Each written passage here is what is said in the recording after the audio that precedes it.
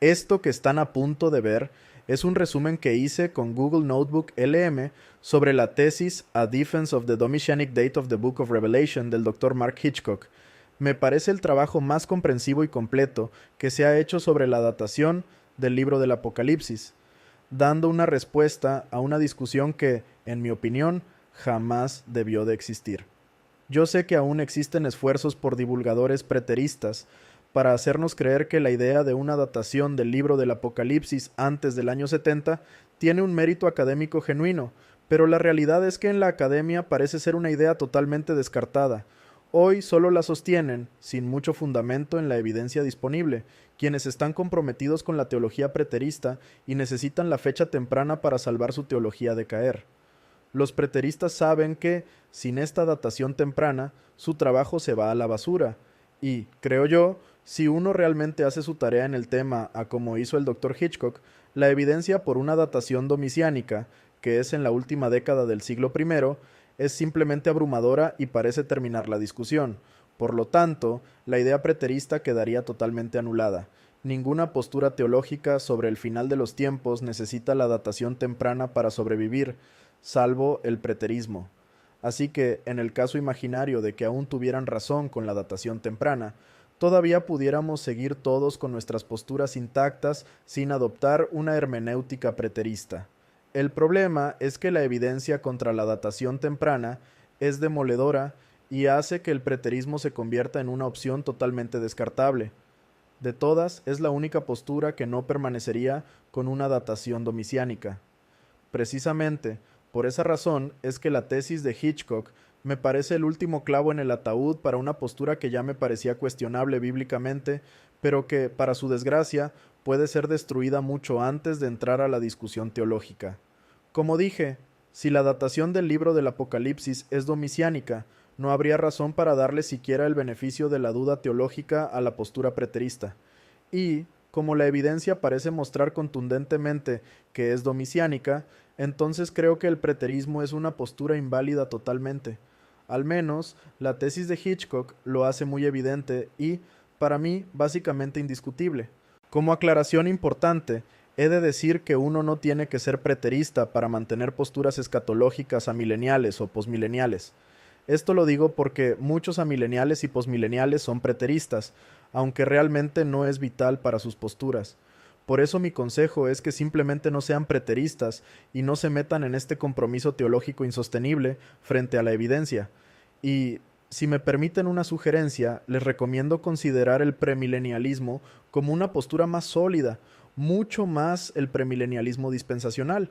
Insisto, esto es tan solo una invitación y aquí en este proyecto podrán encontrar fuentes de utilidad para considerar seriamente la postura a la cual me adhiero. Si les interesa conocer más sobre el dispensacionalismo, así sea para diferir aún más con él, yo les recomiendo entonces revisar la descripción de este video. Quiero recordarles que el título, las presentaciones y el guión de este video son todos hechos por Google Notebook. Eso sí, el resumen de los puntos que hizo esta herramienta me pareció útil y por eso lo comparto. Ojalá que este resumen de la tesis les despierte la curiosidad por leerla. En la descripción dejé un enlace para que ustedes puedan adquirirla. La buena noticia es que la tesis, el autor la puso gratuita en una página de internet en donde contribuyen otros académicos. También dejé un enlace con mis trabajos sobre el tema escatológico, por si tienen curiosidad sobre lo que opino del tema. Además, ahí en esos trabajos encontrarán fuentes interesantes para revisar. Espero que disfruten este video y que les sea de bendición. Los dejo con el resumen. A ver, ¿cuándo se escribió exactamente el libro de Apocalipsis? Suena como una de esas preguntas de examen, algo para académicos, ¿verdad? Pero resulta que no es tan simple. Es, de hecho, un misterio histórico. Y la respuesta, bueno, la respuesta lo cambia todo. No hablamos de pequeños detalles, sino de que puede transformar por completo el mensaje central del libro. Para que se entienda la magnitud, veamos qué es lo que está en juego. Para que quede claro, esta cita de Kenneth Gentry, que es uno de los principales defensores de una corriente llamada preterismo, lo dice todo. Esto no es un simple debate de opiniones. Para ellos, la fecha es, bueno, lo es todo. Si la fecha que proponen está mal, todo su sistema, todita su interpretación, simplemente se hace humo, se derrumba. Así de altas son las apuestas. Entonces, básicamente tenemos dos grandes opciones sobre la mesa. Por un lado está la fecha temprana o nerónica, que dice que el libro se escribió por ahí del año 65 después de Cristo. Si eso es cierto, entonces Apocalipsis es una profecía sobre algo que estaba a punto de pasar, la destrucción de Jerusalén en el año 70. Y aquí es donde entra esa palabrita, preterismo.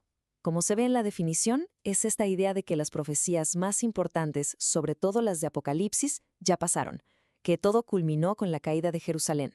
Personas muy conocidas en este campo, como R.C. Sproul, admiten abiertamente que todo su sistema depende, sí o sí, de que el libro se haya escrito antes del año 70. Así que este es el punto clave, el meollo del asunto. Para un preterista, que el libro se haya escrito temprano no es una opción, es una necesidad. Es el cimiento sobre el que construyen todo. Por eso es tan importante analizar la evidencia. Porque si ese cimiento se cae, pues ya se imaginarán, todo el edificio se viene abajo. Muy bien, vamos a empezar nuestro análisis como se debe, escuchando a los testigos más antiguos que tenemos, a los primeros historiadores de la Iglesia. ¿Qué fue lo que ellos dijeron? A esto se le conoce como la evidencia externa, o sea, lo que se dice fuera del propio libro. Y al revisar la historia, lo primero que salta a la vista es que los dos testigos más antiguos que tocaron el tema, Hegesipo e Ireneo, apuntan hacia el mismo lado. Hegesipo, por ahí de mediados del siglo II, deja caer que el exilio de Juan fue bajo el emperador Domiciano. Pero Ireneo es todavía más directo. Él lo dice con todas sus letras. La visión se vio al final del reinado de Domiciano, sin rodeos. Y aquí es donde uno se pregunta, bueno, ¿y por qué hacerle tanto caso a Ireneo? Pues porque él estaba en una posición inmejorable para saberlo. No era un desconocido escribiendo desde lejos. Él era de la misma zona de las 7 iglesias. Y lo más importante, fue alumno de Policarpo. Y Policarpo fue discípulo del mismísimo apóstol Juan. O sea, es una conexión casi directa. Mejor testigo imposible de encontrar. Ahora, esta línea de tiempo es muy reveladora. Fíjense. El testimonio más antiguo que tenemos, el de Ireneo, por ahí del 180, apoya la fecha tardía, la del 95. Pero ¿saben cuándo aparece el primer testigo claro, sin ambigüedades, que apoya la fecha temprana? Hasta el siglo VI. Hay un silencio de casi 400 años. Si la fecha temprana fuera la correcta, ese silencio es, por decirlo menos, muy extraño. Ok, ya escuchamos a los testigos de afuera. Ahora vamos a hacer la de detectives y a buscar pistas dentro del libro. A esto le llamamos la evidencia interna. ¿Será que el propio texto de Apocalipsis nos da alguna clave sobre cuándo fue escrito? Y pues resulta que sí, el libro mismo nos deja varias pistas. Primero, la condición de las iglesias. Ya tenían problemas serios, crecimiento, conflictos, cosas que no surgen de la noche a la mañana. Segundo, el tipo de castigo de Juan, el exilio a Patmos. Era muy típico de Domiciano, no tanto de Nerón. Tercero, esa presión brutal para adorar al emperador encaja perfecto con la época de Domiciano. Cuarto, hablar de una nueva Jerusalén tiene mucho más sentido si la vieja ya no existía, o sea, después del 70. Y la última pista es casi como una huella digital, una frase sobre el aceite y el vino, que parece ser una referencia directa a un edicto de Domiciano del año 92. Esta frase del teólogo D.A. Hayes lo resume muy bien. Lo que nos dice, en pocas palabras, es que el respaldo histórico para la fecha tardía de Apocalipsis es increíblemente sólido. De hecho, más fuerte que el de casi cualquier otro libro del Nuevo Testamento. No es poca cosa. Bien, ya vimos las pruebas de afuera, los testimonios, y las pruebas de adentro, las pistas en el texto. Ahora sí es momento de poner todo junto en la balanza y ver para dónde se inclina. En el mundo legal se usa el término preponderancia de la evidencia. Significa que algo es más probable que no lo sea. Y como se puede ver aquí, cuando juntamos todo, la balanza parece inclinarse muy claramente hacia un lado. Tanto los testigos históricos como las pistas internas apuntan consistentemente a la fecha tardía, la domiciana. Entonces, la conclusión principal de este análisis es bastante clara. La fecha tradicional, la que pone al libro cerca del año 95, no es un invento ni una suposición. Está construida sobre una base muy sólida que combina lo que dijeron los primeros cristianos y lo que el propio libro parece estar gritándonos. Y esto nos regresa exactamente a donde empezamos. No es solo un número en un calendario. Una diferencia de 30 años transforma un libro que habla de la caída de una ciudad en el pasado a un libro que habla del destino del mundo en el futuro. Así que la pregunta que queda en el aire es esa. ¿Cómo es posible que algo tan aparentemente pequeño como una fecha pueda tener un impacto tan gigantesco en el significado de todo un libro? Nos deja pensando mucho sobre la importancia del contexto para entender cualquier historia, ¿no creen?